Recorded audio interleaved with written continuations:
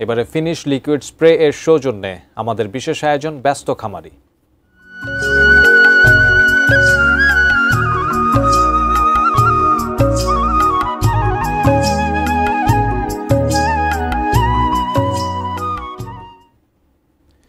মধ্যবিত্তের কুরবানি হয় ছোট থেকে মাঝারি গরু দিয়েই।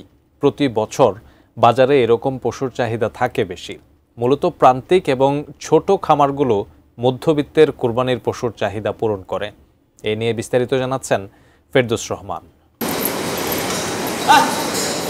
স্বাদ আর সাধ্য সবসময় হাত ধরে চলে না। এ খামার ও খামার, এ হাট ও হাট ঘুরে পছন্দের সাথে বারবার দামের বোঝাপড়া ঘটিয়ে কোরবানি কেনেন মধ্যবিত্ত ক্রেতা। অথচ হাটে এই পশুগুলোর দামই থাকে তুলনামূলক উপরের দিকে। মধ্যবিত্ত জীবনে কোরবানির পশু বাছাইয়ের কাজটাও তাই করতে হয় অনেক হিসেব কষে।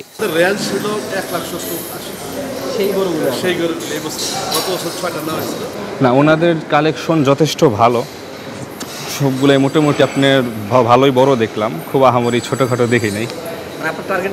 জি, টার্গেট অনুযায়ী এখনো পাই নাই। ঢাকায় কিছু খামার অবশ্য মধ্যম শ্রেণীর ক্রেতাদের লক্ষ্য করেই গড়ে উঠেছে। সাধারণত এসব খামারে 150 থেকে শুরু করে 500 কেজির পশু থাকে। খামারিদের দাবি, দামটা তুলনামূলক বেশি মনে হলেও এসব পশুতে নাকি লাভ তেমন হয় না। একটা ছোট গরুর 2 দাঁতের গরু আসলে পাওয়া খুব ডিফিকাল্ট। সো আপনি এই ছোট 2 দাঁতের গরু শুরুই হয় গ্রামের হাটেও যদি যান 60, 70, 75 হাজার টাকা থেকে শুরু হয়। সো এই গরুটা ঢাকায় আনা, এটা প্রোডাকশন খরচ সব মিলে কিন্তু আসলে লাখ টাকার কাছাকাছি চলে যায়। আমাদের এই মধ্যবিত্ততে যে আমরা আহামরি প্রফিট করতে পারি ব্যাপারটা এরকম না।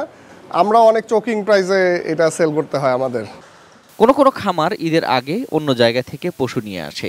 জবাইয়ের পর মাংস কেটে কুটে হোম ডেলিভারি দেওয়ারও ব্যবস্থা রয়েছে তাদের। মধ্যবিত্তকে টার্গেট করে সাধারণত আমি গরু কালেকশন করি। সাধারণত আমরা চেষ্টা করি যে যত রকমের সুবিধা দেওয়া সম্ভব সব রকমের সুবিধা। যেমন মনে করেন যে একটা গরুকে আপনার যদি দেখতে হয় হাঁটিয়ে তারা দেখে চয়েস করতে পারে, এবং পেমেন্টের ক্ষেত্রেও আমরা কিন্তু সব ধরনের অপশনই রাখছি। যেমন মনে করেন ক্যাশ পেমেন্ট করতে পারবে, ব্যাংকে পেমেন্ট করতে পারবে, কার্ডেও পেমেন্ট করতে পারবে।